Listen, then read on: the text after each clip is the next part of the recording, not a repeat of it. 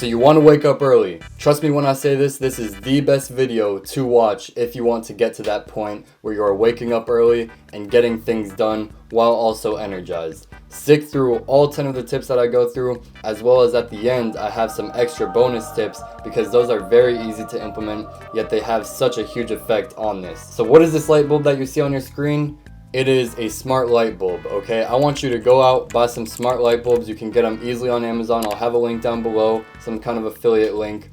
And what this does is right when a certain time hits, you can set a time on your phone so that the lights go on right in the morning. And then when it hits your eyelids, it's basically telling your brain, telling that circadian rhythm that it's daytime. It's overall a very natural way to wake up. Me personally, I set my light to turn on at 5 in the morning, and then normally I just naturally wake up around 5:10, and it's very peaceful and it's very effective because not only am I not listening to this really loud, noisy alarm that gets my heart racing and everything, it gets it racing, but it doesn't make you awake, right? You just want to press snooze again.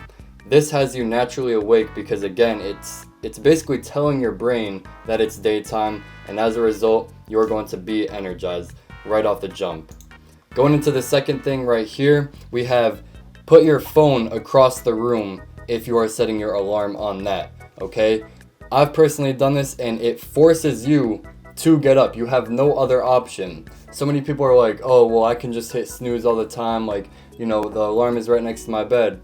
So the solution, you already internally know what it is. Move it away. That way you have to get up every single time you want to turn off the alarm. Self-explanatory, but I see way too many people who do not follow this tip, yet they complain about, you know, hitting snooze and all that.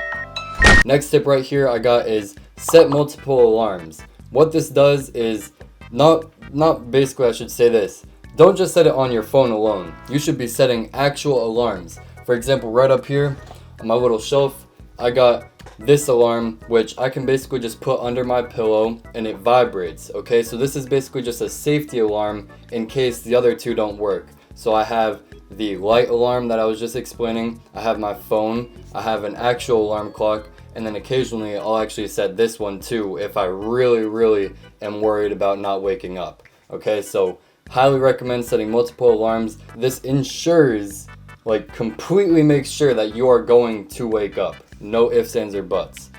Second, or not second, what am I saying, bro? We on like the fifth thing. Alright, so take a cold shower right when you wake up or soon after. I really recommend doing this because cold showers scientifically are proven to wake you up. They increase alertness, they increase your internal body temperature, which if you don't already know, that makes you more awake and more alert, and it kind of just shocks you all in all, makes your blood flow a lot more healthy. Like, so many different benefits that I'm honestly not educated enough to explain all of them, but simply telling you right now, cold showers are going to change the game for you. I've been doing this every single day going into school, and I feel completely energized going into school. I'm completely woken up right when I do this, and it's just a great way to be more efficient with your morning because you're not going like all sluggish and all slow. So cold showers, 100% would recommend. Next up is try and just stand up out of bed right away. Do not take any extra time to think. Don't think, oh, snooze this, snooze that. No, waking up right away means that you just gotta stand, okay? You gotta have some good posture, and I'll go more into that in like the bonus tip, but standing and having good body language is so important with actually getting out of bed. Just have that mindset to sit up straight or just to get out of bed right away. Do not think snooze, do not think any of that. Snoozing is the biggest scam in all of history, I swear, and I'm again going to get into that in just a second, but had to be said. Next up, stretching, moving around, working out, whatever it is for you, go do something. Even if it's not like physical activity, try and just get to work right away. Try and do some work on the computer. But I would highly recommend to do some sort of physical movement because again, that just activates your body. It tells you that, you know, you need to be alert at the moment. Going into the next thing, direct sunlight is big. This is why I really recommend the light bulb strategy because it kind of gives you that light into your eyes already, but natural sunlight, unbeatable, okay? So me personally, I would recommend putting your blinds up, or any kind of thing that allows sunlight in, even if it means going outside. Really try and get some direct sunlight, however much it is, that's up to you.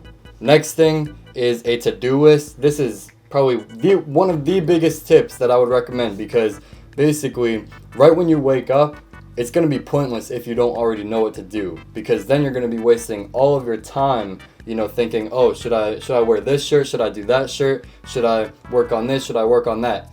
The day before, you got to set all of these things out so that there is no room for error. There is no room for thinking. You don't need to think in the morning. It's just boom, look at my list and go right ahead. Okay, so a to-do list is so key, because this is going to maximize your actual productivity while you are waking up in the morning. Building off on that is something even bigger, which is you need to figure out your why for your waking up. Now, a great example I like to always say with this is a kid will always wake up early in the morning, earlier than their parents, if they know that it's Christmas morning, right? Now, the reason for that is because it's Christmas, right? That's their why. They're so excited to get presents, to have a good breakfast, to do whatever, right? It's Christmas. But then when it's a school day, they don't want to get out of bed at all, right? Because they don't have a why. They don't have an actual purpose for getting up. They're miserable about it. So for you, I know it's not going to be Christmas every single day, or it's not going to be some sort of holiday, right? But give some sort of reason to wake up. Make some sort of thing that you could be excited about, whether it's something at work, something that you can do, some new kind of hobby, some person that you can meet. There's so many endless ways that you can think about something to basically just get yourself hyped up, and it's further going to make you want to get out of bed to make that just, happen faster, right? Next up is the 90-minute cycle method, basically. But it's not even really a method, it's just how the human body works. We sleep in 90-minute cycles. This is almost common knowledge by now, but many people still do not know this.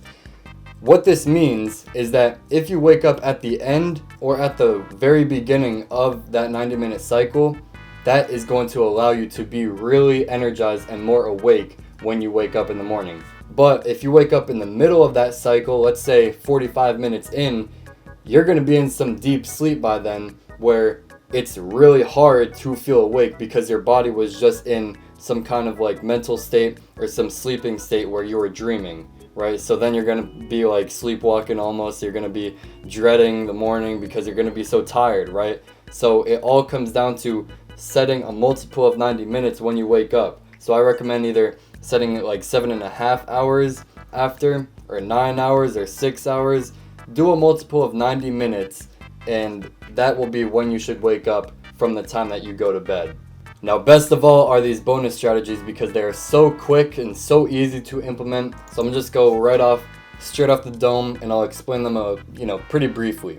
The elevation strategy is honestly insane. I might make a whole video on this. It's basically that whenever you're feeling really like tired in the middle of the day, basically sit on the ground and elevate your feet up like above heart level. This is like what Navy SEALs do.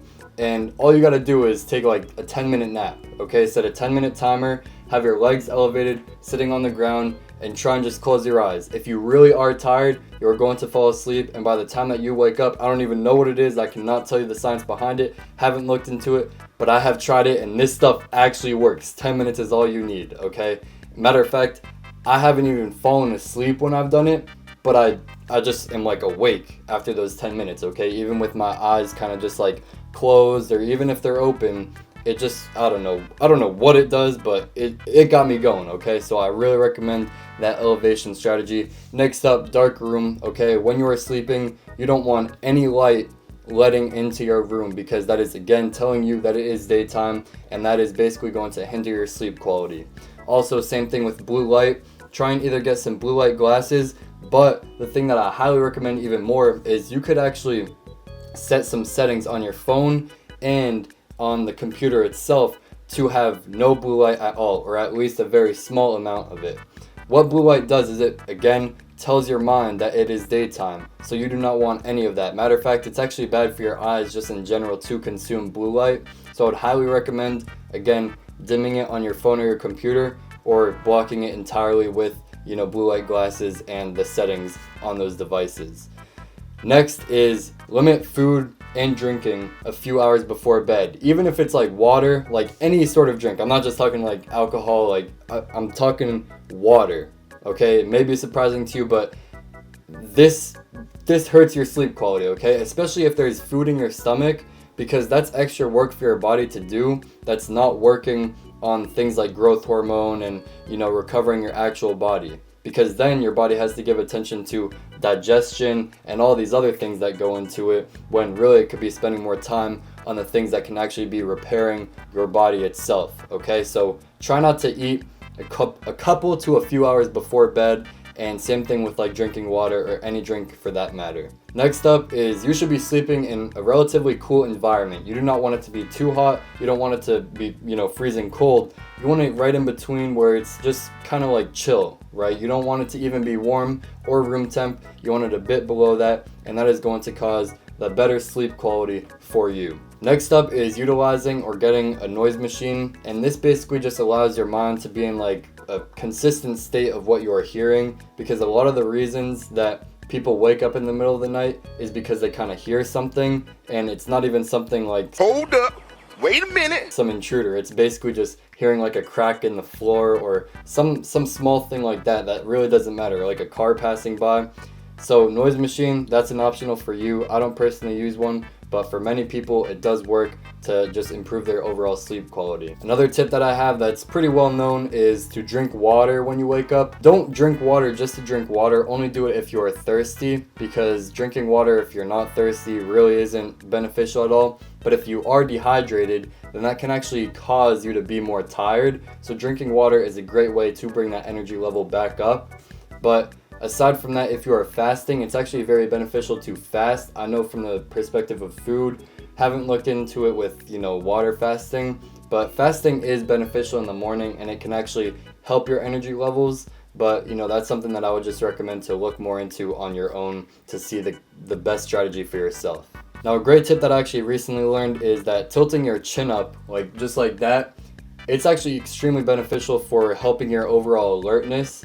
And again, don't know like the science behind this, but I just know that it's there, so keep that in mind if you ever get like tired in the middle of the morning or even in the middle of the day. Just tilt your head up for like 20 seconds, something like that, and it should, based off of the science, keep you in a more energized state. Next up is deep breaths. I mean, we should already know this by now. Deep breaths are actually so helpful, so important, because I don't even know why. Again, like I'm not Sid the Science Kid. Like I know the strategies, I don't know the science that goes behind them.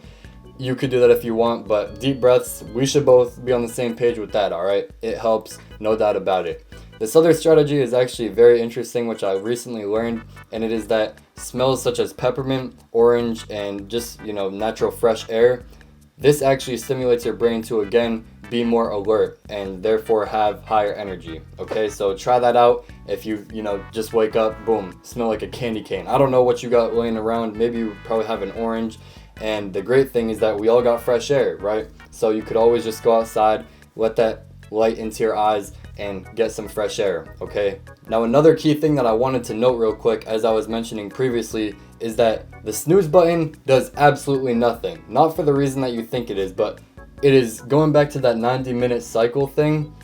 Setting a snooze button and then waking up 10 minutes later, that's actually hurting you. It's not going to energize you anymore. It's going to make you more tired, because then you are restarting your sleep cycle and then just waking up in the middle of it. So it is best to, boom, right when you wake up, get up, okay? Don't even try and lay in bed. I'm telling you, it's hard, right? We've all been there. I still find myself in that position sometimes, just having to lay in bed. But whatever you do not set a snooze button, okay? Snooze alarm, whatever you want to call it.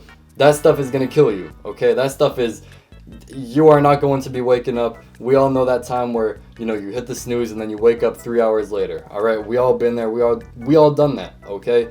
That's why. It's because that sleep cycle of 90 minutes, that's real, okay?